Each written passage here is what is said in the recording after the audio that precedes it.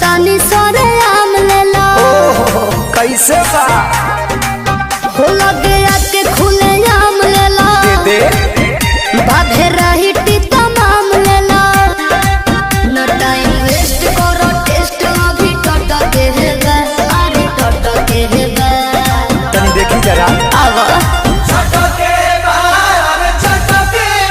तोहरा आम के सवाद गोरी खटके बाकी हटके बा तोहरा आम के सवाद बड़ी खटके बा बाकी हटके बा तनी चिखा ना दो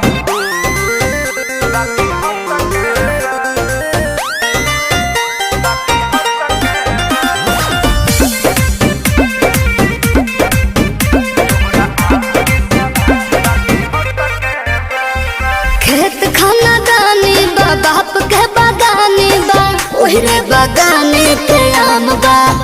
ले लो भर झोरा सस्ते ही दाम बा बात राइट बा एक बाइट में लोग के पता तो चलिए जाए तोहरा चीज के न कवनो जवाब बाटे जवाब बाटे हिसाब बाटे चलो तहरा खाती दू चार पैसा घट के बा अरे घट के